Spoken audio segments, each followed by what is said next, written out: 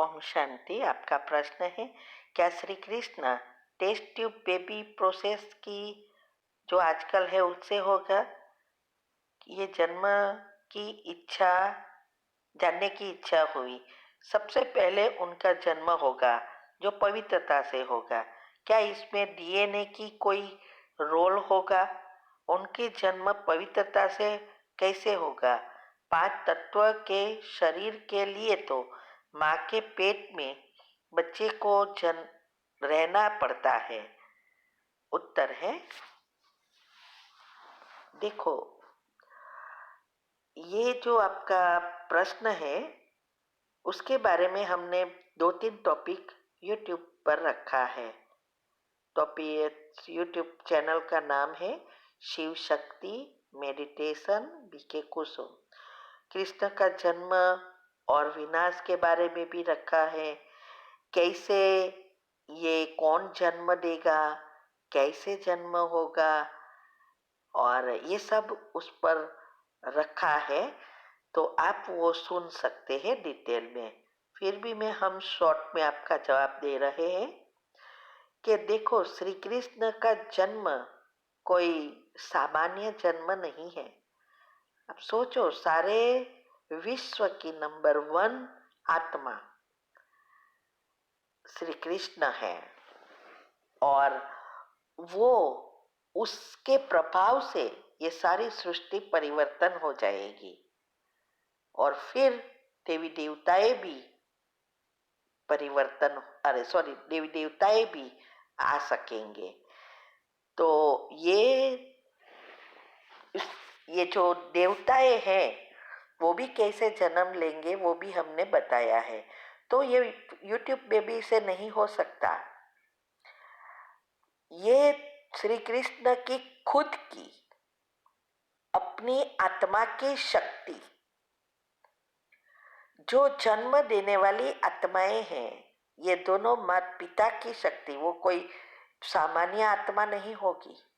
ये भी बहुत पावरफुल, इतनी मेहनत की होंगी जो 8 नंबर में आने वाली होगी। और फिर बाबा की, परमात्मा शिव की उसके ऊपर डायरेक्ट शक्ति होगी। और हम आत्माएं जो भी योग करते हैं पावरफुल, उसकी भी शक्ति होगी। उससे माँ के गर्भ में ही उसका वो सब परिवर्तन होगा। जन्म तो माँ के गर्भ में ही आएगी, माना उसके थ्रू ही आएगा। लेकिन वो आत्मा का जो पिंड है, गर्भ जो तैयार होता है, उसकी विधि अलग है। और ये सभी आत्माएं पावरफुल है। और वो सब चीजें डीएनए क्या है? कहते हैं डीएनए में दादा के परदादा के क्या किया, क्या सब कुछ अंदर भरा होता है। तो वो डीएनए और कुछ नहीं है, उसके बारे में भी हमने एक टॉपिक रखा है। वो आत्माएं जो 9 लाख आत्माएं हैं, पहले जन्म वाली आत्माएं, उनसे जुड़ी हुई सभी आत्माएं वो मुख्य आत्मा से ही जन्म लेती है, उससे कनेक्टेड है एनर्जी के रूप में। तो वो सब मुख्य कुल देवियां जो है वो उनकी ही जनरेशन सारा विश्व है। तो डीएनए उससे ही जुड़े हैं। तो जब हम पुरुषार्थ करते हैं तो हमारा डीएनए परिवर्तन होता है, क्योंकि न्यूरो सेल्स भी परिवर्तन होते हैं, सब एक्टिव होना शुरू होते हैं, डीएनए क्लियर होता जाता है। ये सब एक दूसरे से जुड़ा है। इसीलिए हमने यूट्यूब पर रखा है सारा ब्रह्मांड कैसे हमारे से जुड़ा है, क्योंकि 2 चीजें स्थूल और सूक्ष्म के साथ मिलकर ये दुनिया चलती है। तो इसके लिए ये जो डीएनए है यही पुरुषार्थ है। माना ये पुरुषार्थ जो हम कर रहे हैं वो ये डीएनए को परिवर्तन करने के लिए ही कर रहे हैं। तो डीएनए को चेंज करना, न्यूरो सेल्स को एक्टिव करना और सारे शरीर के सेल्स और हार्मोन्स को बदलना माना पुरुषार्थ। कौन कितना पुरुषार्थ करते हैं उस अनुसार सब कुछ चेंज होता है और उस अनुसार आत्मा की शक्ति बनती है। तो ठीक है, आप अभी YouTube पर जो हमने रखा है सब टॉपिक सुनो, बहुत गुह्य राज है।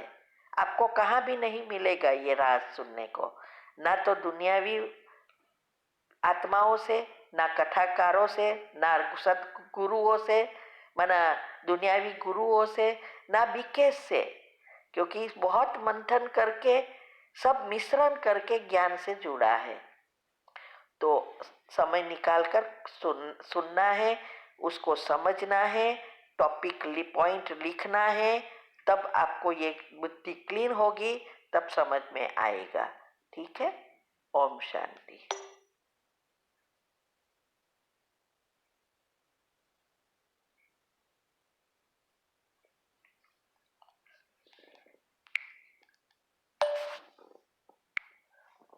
ओम शांति। आपका प्रश्न है, परमात्मा कहते हैं जब हमारी भक्ति खत्म होती है तभी जाके हम ज्ञान मार्ग में आते हैं, पर सेंटर पे बहुत सी आत्माएं रेगुलर क्लास भी करती है और साथ ही साथ भक्ति पूरा व व्रत कर रहे हैं, तो उन आत्माओं का भक्ति पूरी तरह से खत्म नहीं हुई होगी, ये समझना है। उत्तर है, देखो बाबा जनरल रूप से कहते हैं कि जिनकी भक्ति पूरी होने वाली है या हुई है वही सतयुग में आएंगे। अभी सतयुग और त्रेता में भी बहुत अंतर है। पहले जन्म वाली 9 लाख आत्मा और 33 करोड़, तो सबसे ज्यादा भक्ति पूरी उनकी होती है जो पहले जन्म में आते हैं। लेकिन जब बाबा के बच्चे जो बनते हैं वो 33 करोड़ होंगे। तो ये जो 33 करोड़ आत्माएं हैं, जरूरी नहीं है सबकी भक्ति पूरी होगी। अभी भी अगर भक्ति खींच रही है उसका मतलब वो नंबर 1 वाली आत्मा नहीं है, क्योंकि वो मिक्स वाली आत्मा होगी। तो जनरल रूप से कहते हैं बाबा कि 33 करोड़ ही पहले द्वापर में उतरेगी ना, फिर ऊपर से द्वापर में आना भी शुरू होंगे। तो 33 करोड़ वाली जो आत्माएं हैं वो पहले आएगी और 800 करोड़ में से 33 करोड़ है ना, इस हिसाब से बाबा कहते हैं। तो इसके लिए ये जो भक्ति जो भी कर रहे हैं वो उसका मतलब अभी भी वो पहले जन्म के लायक नहीं बने हैं। जो पहले जन्म में आने वाली है या सतयुग के 8 जन्म में आने वाली है, धीरे धीरे धीरे ज्ञान समझ में आएगा, ज्ञान स्वरूप बनते जाएंगे और भक्ति नेचुरली छूटती जाएंगी। इसीलिए बाबा कहते हैं किसी को भी भक्ति छुड़ानी नहीं है, ऑटोमेटिक भक्ति छूट जाएगी।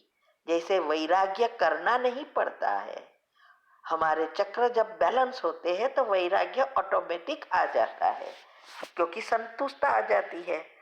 ऐसे ही ये भक्ति जब तक हमारी ज्ञान स्वरूप में नहीं आया है, समझ में नहीं आया है, तो दोनों चलते रहेंगे और वो 33 करोड़ में तो सब ऐसे ही होंगे।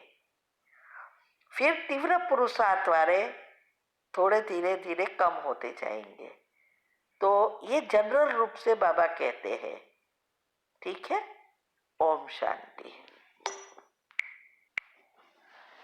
आपका जो प्रश्न है कि आप जब 2009 में कुछ देख रहे थे मंदिर में, कुछ देवताओं की टीवी में कुछ देखा और व्यर्थ संकल्प रुकते ही नहीं है। तो ना ओ तो पहला ऊपर वाला ही, सॉरी फिर से रिपीट कर रहे हैं। आपका प्रश्न है कि इस मानता माना मनोती से कैसे छुटकारा लाए। किसी ने कहा प्रकृति को सकाश दो, तो कैसे सकाश देवे और मनोटी से छुटकारा पाए। उत्तर है, देखो प्रकृति को कैसे सकाश देना वो दिनचर्या ग्रुप में भी आती है और यूट्यूब पर भी सकाश देने की कमेंट्री रखी है।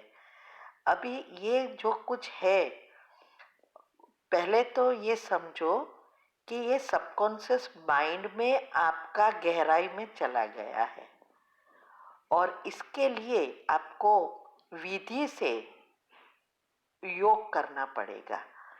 सारा दिन यही सोचते रहो कि मैं बिल्कुल ठीक हूँ, ये सब बातें मेरे मन से निकल गई है, अब मुझे अच्छे ही विचार करना है। सारा दिन बाबा की बातें पढ़ो सुनो और आपकी युगल से कहो वो आपको सकाश दे, क्षमा याचना की कमेंट्री करे।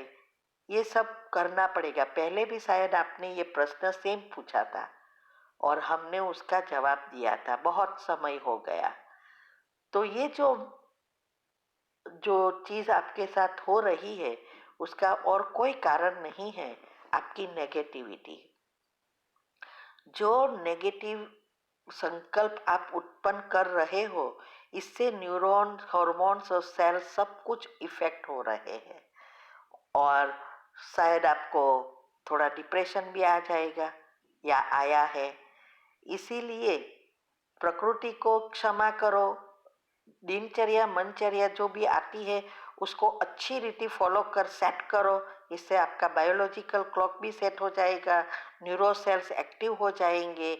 बहुत कुछ हमारे अंदर होते हैं हमारे विचारों से, और सारा दिन इसमें बिजी रखो मन को।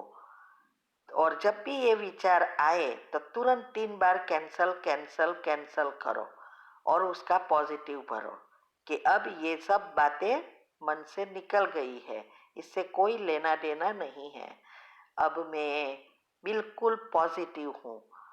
जो भी आए नेगेटिव विचार उसको 3 बार कैंसल करो, दूसरी कोई कमेंट्री नहीं होती है। जब आपकी दिनचर्या मनचर्या सेट हो जाएगी, योग लगेगा, आपकी युगल का योग लगेगा, तो सब कुछ अच्छा हो जाएगा, क्योंकि घर की फ्रीक्वेंसी भी परिवर्तन हो जाएगी। तो दोनों को ये करना होगा। जब घर की फ्रीक्वेंसी बदलेगी तो भी सब कुछ बदल जाएगा। तो और आप, मुझे ये जानना है कि आप कितना रोज योग करते हो, क्या दोनों ज्ञान में हो? ओम शांति।